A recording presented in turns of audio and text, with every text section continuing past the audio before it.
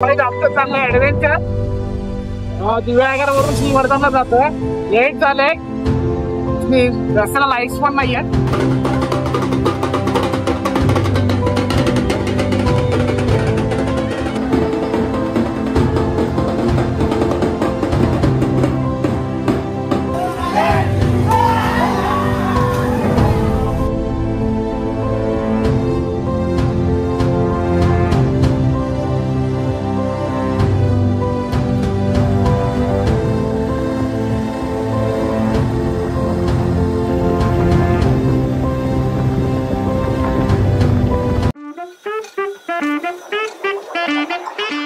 So welcome back to day 2 guys.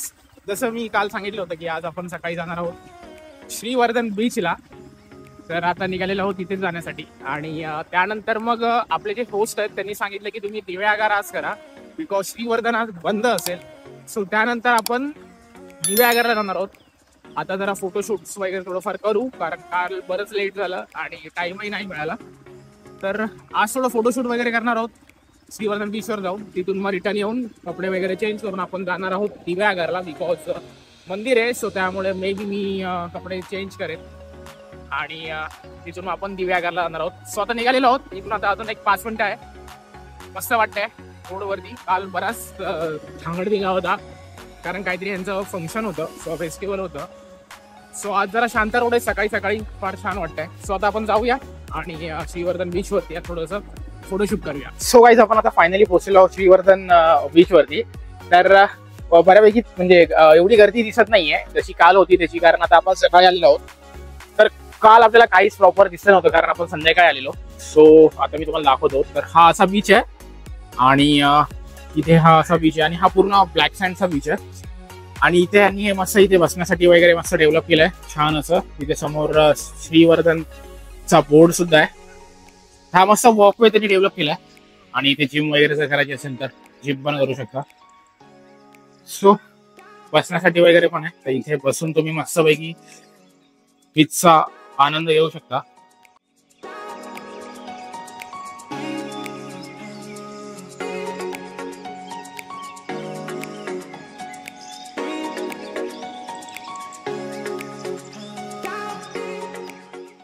So guys किनारा बऱ्यापैकी safe असला ना तरी जास्त आत जाऊ नका. आता हे महाशय जास्त आत गेलेत, तर अशा पब्लिकमुळेच मग त्या न्यूज येतात आणि मग किनारे वॉटरफॉल बंद होतात. तर बऱ्यापैकी आतमध्ये येतो. सो कधी आलात तर एवढा आत जाऊ नका, पाणी आहे शेवटी. ना यांचं काहीतरी गोकुळाचं बीच आहे. तर ते गदा घेऊन मस्त नाचतायत, खोल वगैरे घेऊन. मग दाखवतो मी ते आता.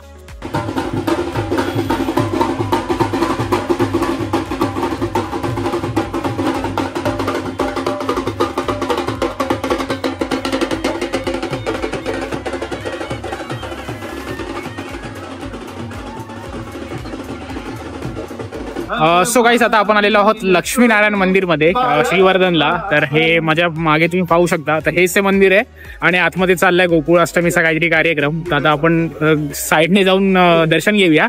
सो आतला व्हिडिओ नाही बनवू शकणार कारण आतमध्ये कार्यक्रम चाललाय. जर मिळाला टाइम तर मी बनवायला ट्राय करेन, जर त्या लोकांनी अलाउड केलं तर. आणि बाजूलाच हनुमान मंदिर आहे, सो तेही आपण बघणार आहोत. सो तसं आतमध्ये जाऊया, दर्शन घेऊया.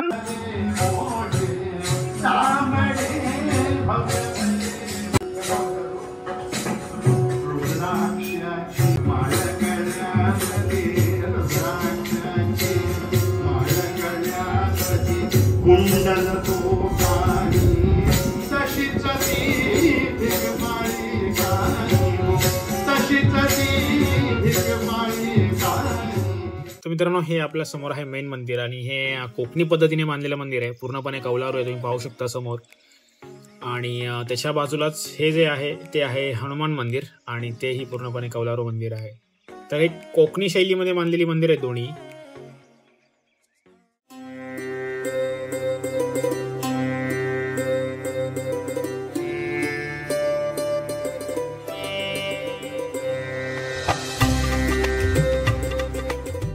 तर मित्रांनो जस्ट बाहेर आलोय आपण दर्शन करून आणि आतमध्ये कीर्तन चाललंय फार छान पैकी. तर मी तुम्हाला बोललो होतो काहीतरी याची स्टोरी आहे, तर ती ऍक्च्युली थोडंसं माझं मिसजज केलं. म्हणजे इथे मला वाटलं की ते श्रीमंत पेशवे वगैरे लिहिलेलं आहे, तर मला वाटलं त्यांचं मंदिर आहे का. तर हे ते मंदिर नाहीये, तर ते हरिहरेश्वरचं जे मंदिर आहे ना ते आता आपण उद्या कव्हर करणार आहोत. तर ते श्रीमंत पेशव्यांचं आहे. तर इथे त्यांचा तो श्लोक लिहिलेला आहे, तर मी एक्झॅक्टली ते वाचलं नव्हतं, तर मला वाटलं की हे पण पेशव्यांचंच मंदिर आहे की काय. सो बाकी दर्शन झालंय, आतमध्ये कीर्तन चाललंय फार छान. तर आता आपण निघणार आहोत इथून. अजून एक मंदिर आहे पुढे भैरवनाथाचं, तर ते पाहण्यासाठी आपण जाणार आहोत. इथे पुढेच आहे ते, तर तेही पाहूया. आणि अजून एक मंदिर आहे तिथे आपल्या स्टेच्या इथे, तेही करणार आहोत. आणि त्यानंतर आपण पुढे जाणार आहोत दिव्यागरला. तर मित्रांनो आता आपण आलेलो आहोत भैरवनाथ मंदिराच्या इथे. तर इथे मागे बाईक लावली आणि हाच तो मागचा एंट्रन्स, इथून आतमध्ये आलेलो आहोत. आणि हे असं काहीसं मंदिर आहे. तर आता आतमध्ये जाऊया आणि दर्शन करून घेऊया. हे मंदिर आहे आणि ते बंद आहे, सो दुपारी मे बी बंद असेल. तर हा समोर गाभार आहे आणि आतमध्ये ते भैरवनाथ त्यांची मूर्ती आहे, म्हणजे महादेवांची इन शॉर्ट. तर हा असा बाहेरचा एरिया आहे आणि इथे हा त्यांचा सभामंडप आहे आणि इथे महादेवांचं मस्त चित्र रेखाटलंय. आणि हा इथे दीपस्तंभ आहे.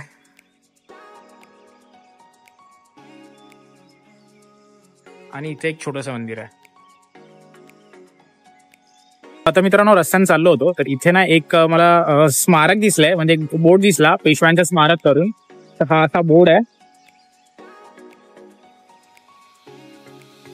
तर म्हणलं जरा आतमध्ये जाऊन बघूया, पण सगळी पडझड झाली आहे आतमध्ये. असं ॲज सच काही नाहीये, सगळं बांधकाम चाललेलं आहे. आणि समोर तिथे पेशवे आहेत, ते कुठले पेशवे आहेत आता आतमध्ये जाऊन बघतो मी एकदा. बाळाजी विश्वनाथ पेशवे आहेत, तर त्यांचं हे स्मारक आहे. पण आतमध्ये सगळं बांधकाम चाललेलं आहे, त्यामुळे काही कळत नाहीये. सो एकदा मी जस्ट आतमध्ये फक्त नजर मारून येतो. गेट वगैरे पण तुटलेलाच आहे, सो एकदा बघून येतो आतमध्ये. पण जाऊया, सगळं चिखल आहे खाली. तर आय थिंक माझ्या हिशोबाने जे पेशवे होते ना ते आय थिंक श्रीवर्धनचेच होते असं मला वाटतं. जर तुम्हाला माहित असेल तर खाली कमेंट करून सांगा. तर हे श्रीमंत बाळाजी विश्वनाथ पेशवे आहेत, त्यांचं हे स्मारक आहे. खाली सगळं इथे ओबडधोबड आहे, सो मी आतमध्ये नाही जाते कारण पूर्ण चिखल आहे. बघूया काय लिहिले, आपल्याला वाचता येते का. तुम्हाला वाचायचं असेल तर पॉज करून वाचू शकता. तर हे स्मारक आहे असं, आणि हा त्याचा पूर्ण एरिया आहे. आणि तिथे काहीतरी बांधकाम चाललंय, मे बी ते लोक वास्तू काही बांधत असतील, तर असं काहीच आहे. सो चला आता काहीतरी खातो आणि मग तिथून आपण जाणार आहोत दिव्यागरला.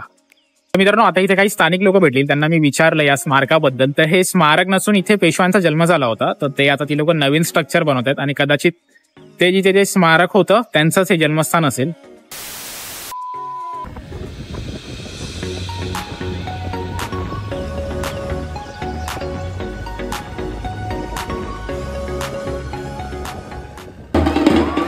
तर इथे मस्त आता दहीहंडीचा कार्यक्रम चालला पारंपरिक पद्धतीचा.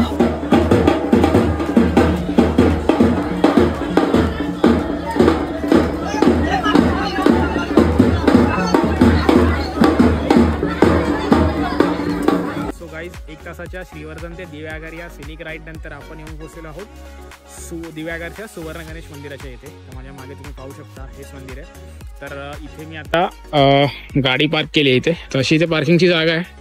मोस्ट ऑफ सगळ्या गाड्या इथेच पार्क आहेत, 2 व्हीलर आणि फ्री आहेत आय थिंक. अजूनपर्यंत तर कोणी आला नाही आहे चार्जेस सांगायला. सो इथे आपली गाडी पार्क केली आहे आणि इथे हे समोर मंदिर आहे. तर आता आपण आतमध्ये जाऊया आणि दर्शन करूया.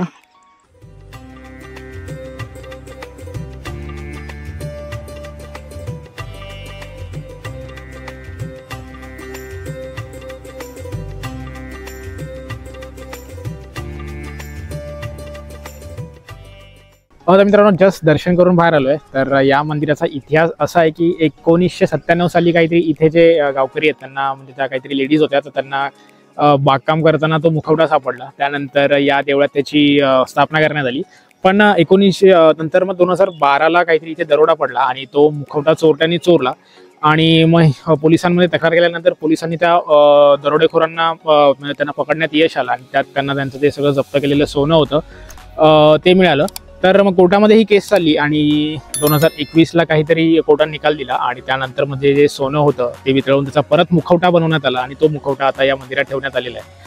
तर असा या मंदिराचा इतिहास आहे. सो आता जस्ट दर्शन करून बाहेर आलोय. आता इथे अजून एक मंदिर आहे, त्या मंदिराचं नाव काहीतरी रूपनारायण का रूपनारायण मंदिर असं काहीतरी आहे. सो ते आता आपण बघणार आहोत आणि त्यानंतर आपण जाणार आहोत दिव्यागार बीचवरती. तर इथे आलात तर दर्शन नक्की करा. पूर्ण चिरेबंदी मंदिर आहे, पण कौलारू नाही आहे जसे आतापर्यंत मी म्हणजे श्रीवर्धनला मंदिरं बघितली किंवा कोकणामध्ये मोस्टली सगळी कौलारू मंदिरं असतात, पण हे तसं नाही आहे. हे पूर्ण चिरेबंदी मंदिर आहे आणि याला प्रॉपर कळस वगैरे आहे.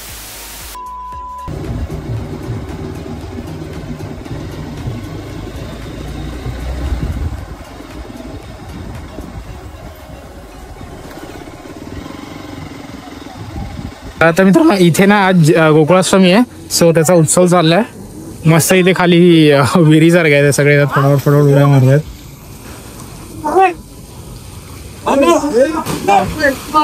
आणि मस्त इथे पाण्याची पण अवस्था आहे जस्ट लाईक होळी. आणि हे आहे मेन मंदिर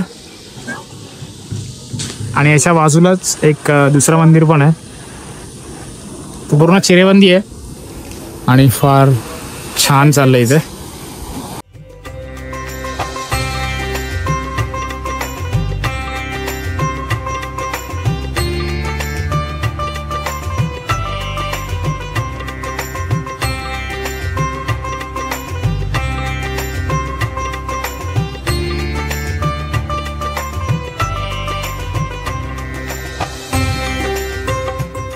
सो गाईस, रूपनारायण मंदिराचं दर्शन घेऊन झाल्यानंतर आपण आता आलेलो आहोत दिव्यागर बीच वरती. तर मंदिरापासून हार्डली एक 5 मिनिटचा वॉक आहे या बीच साठी.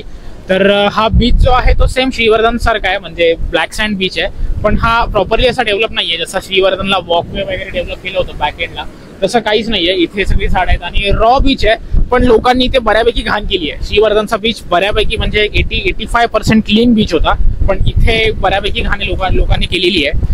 आणि हा रॉ आहे, म्हणजे इथे मागे झाडं वगैरे आहेत आणि असं आहे. यानंतर आपण लागणार आहोत परत परतीच्या प्रवासाला. तर आणि इथे क्राऊडही जास्त आहे ॲज कम्पेअर टू श्रीवर्धन. इथे क्राऊड मला थोडा जास्त वाटला, पण मी आता थोडं पुढे आलोय त्यामुळे इथे थोडा क्राऊड कमी आहे. तर आता आपण निघणार आहोत. आता वाजले 5:30 आणि इथून अर्ध्या तासाची म्हणजे 45 मिनिटची आपली रनिंग आहे श्रीवर्धनसाठी. सो आपण लवकर निघणार आहोत. थोडंसं रस्ता म्हणजे घाटाचा आहे त्यामुळे आपण लवकर निघणार आहोत. सो आता थोडंसं इथे एन्जॉय करतो आणि नंतर परत पुन्हा परतीच्या प्रवासाला लागतो. चाललंय ऍडव्हेंचर. दिव्यागारवरून श्रीवर्धनला जातोय.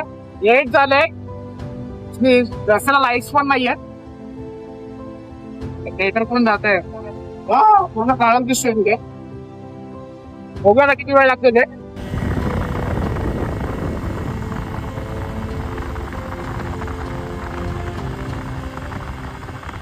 तो काहीच रात्रीचे 8:30 झालेत आणि मगाशी तुम्ही पाहिलं आपण दिव्यागारवरून श्रीवर्धनला येतानाचा व्हिडिओ मी टाकला होता. सो तो बराच स्कॅरी अनुभव होता. स्कॅरी नव्हता पण ठीक आहे, थोडंफार म्हणजे जास्त काळ झाला नव्हता. सो मी इथे 8ला पोहोचलो आणि आता झाले 8:30. थोडं फ्रेश झालो आणि आता जेवायला चाललोय. सो हा असा आजचा दिवस होता आणि आपण इथेच आज एंड करणार आहोत. तर आय होप तुम्हाला हा व्हिडिओ आवडला असेल. व्हिडिओ आवडला असेल तर लाईक करा, शेअर करा, सबस्क्राईब करा. भेटू आपण नेक्स्ट व्लॉगमध्ये. तोपर्यंत स्वतःची काळजी घ्या. राईट सेफ आणि जय श्रीराम.